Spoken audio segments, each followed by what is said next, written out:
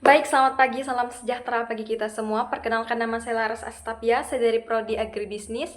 Dan di sini saya akan mempresentasikan pertanian terpadu padi ternak bebek di Kabupaten Landak. Slide selanjutnya, kita bisa lihat di sini pendahuluan. Apa itu pertanian terpadu? Pertanian terpadu adalah sistem pertanian yang mengintegrasikan berbagai komponen usaha tani, tanaman, dan ternak dalam satu siklus produksi. Tujuannya meningkatkan efisiensi produktivitas, keberlanjutan, dan pendapatan petani. Mengapa kami milih integrasi padi dan ternak bebek? Karena kami ingin memaksimalkan pemanfaatan lahan dan sumber daya. Yang kedua, menciptakan simbiosis mutualisme antar komponen. Yang ketiga, potensi besar untuk peningkatan ekonomi petani. Slide selanjutnya kita bisa lihat di sini, potensi di Kabupaten Landak. Kondisi geografis dan pertanian. Yang pertama, Kabupaten Landak memiliki lahan persawahan yang luas dan potensi irigasi mendukung budidaya padi.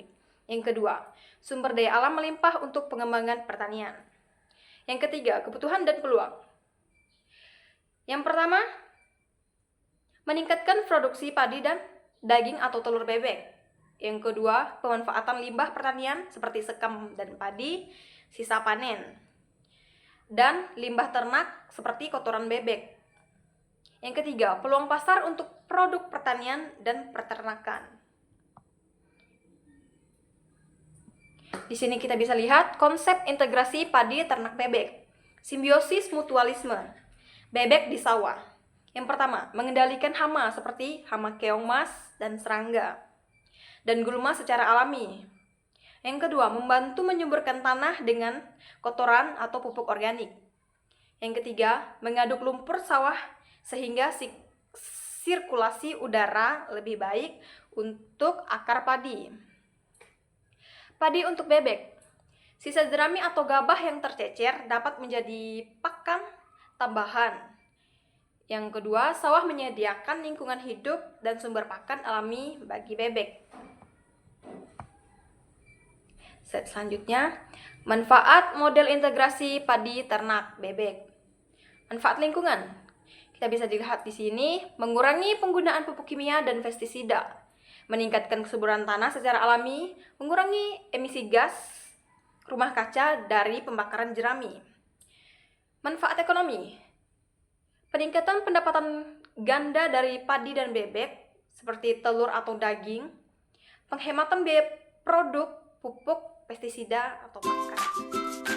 Diversifikasi usaha tani, mengurangi risiko gagal panen. Manfaat sosialnya. Di sini kita bisa lihat ada dua manfaat sosial. Yang pertama, peningkatan kesejahteraan petani. Yang kedua, menciptakan lapangan kerja di pedesaan. Slide selanjutnya, implementasi di Kabupaten Landak. Tahapan penerapannya. Tahapan penerapan yang pertama, sosialisasi dan pelatihan kepada petani. Yang kedua, penyiapan lahan dan kandang bebek, seleksi bibit padi dan bebek yang unggul, manajemen terpadu seperti pengaturan jadwal tanam dan pelepasan bebek dan pasca panen. Tantangan dan solusi. Tantangan yang pertama, keterbatasan modal awal untuk kandang dan bibit bebek. Solusinya, dukungan pemerintah melalui program bantuan modal atau pelatihan. Tantangan yang kedua, kurangnya penghematan teknis petani. Solusinya, pendampingan dari penyuluh pertanian. Tantangan yang ketiga, serangan penyakit pada bebek. Solusinya, penerapan biosecurity dan vaksinasi ternak. Tantangan yang keempat, konflik antara petani padi konvensional dan petani terpadu. Solusinya, edukasi dan komunikasi antar petani. Di sini kita bisa lihat skema pertanian terpadu padi dan ternak bebek. Di sini kita bisa lihat persawahan dan tentunya ada bebek yang sedang mencari makan seperti gulma-gulma dan serangga-serangga seperti keong mas dan serangga yang lainnya seperti semut. Slide selanjutnya, kita bisa lihat di sini perbandingan kondisi sebelum dan sesudah integrasi pertanian terpadu padi, ternak bebek, serta biayanya. Kita lihat di sini, ada beberapa aspek. Ada 11 aspek. Aspek sebelum integrasi konvensional dan sesudah integrasi terpadu. Aspek sistem usaha tani. Sebelum integrasi, padi dan ternak bebek dikelola secara terpisah, tidak efisien. Sesudah integrasi, padi dan bebek saling mendukung dalam satu sistem terpadu. Yang kedua, pemanfaatan limbah. Sebelum integrasi, limbah pertanian seperti jeramis dan sekam dan ternak tidak dimanfaatkan maksimal. Sesudah integrasi, dimanfaatkan untuk pakan dan pupuk, menurunkan biaya input. Pengendalian hama, pestisida kimia, pengeluaran sekitaran 500 hingga 1 juta per HA atau musim. Sesudah integrasi, gratis dibantu oleh bebek pemakan hama, seperti hama keong mas dan serangga. Aspek kesuburan tanah, sebelum integrasi, pupuk kimia kisaran 1 juta hingga 2 juta per HA atau musim. Sesudah integrasi,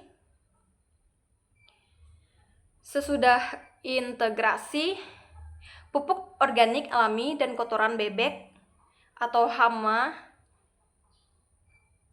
kotoran bebek, hemat biaya input pupuk kimia. Pakan bebek. Sebelum integrasi, pakan bebek kisaran 1 juta hingga 1.500.000 per ekor atau hari. Sesudah integrasi, sebagian besar dari limbah panen dan pakan alami di sawah menghemat plus 60-60%. Konstruksi kandang. Sebelum integrasi, tidak berlaku jika tidak ada ternak. Sesudah integrasi, biaya awal kandang kisaran 2 juta hingga 5 juta sekali investasi. Pendapatan petani hingga dari padi, hanya dari padi kisaran plus 4 hingga 6 juta per HA atau musim. Dari padi dan ternak bebek, kisaran 6-7 juta per HA atau musim, tergantung hasil telur atau daging sesudah integrasi. Risiko usaha tani sebelum integrasi tinggi jika gagal panen, tidak ada sumber pendapatan lain. Sesudah integrasi, lebih rendah karena hasil ternak dapat menutupi kegagalan sebagian panen. Biaya produksi total sebelum integrasi tinggi, kisaran hingga 3-5 juta per HA atau musim.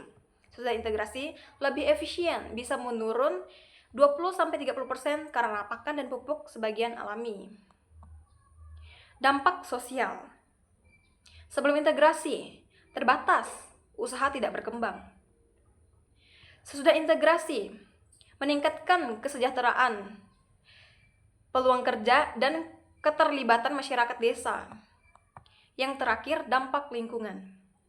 Sebelum integrasi, emisi dari pembakaran jerami dan residu kimia. Sudah integrasi, lingkungan lebih lestari tanpa pembakaran, tanpa pestisida, tanpa pupuk organik. Di sini slide selanjutnya kita bisa lihat kesimpulan dan rekomendasi. Kesimpulan.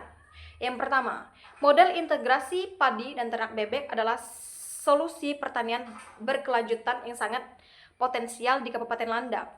Yang kedua, mampu meningkatkan efisiensi pendapatan dan kelestarian lingkungan.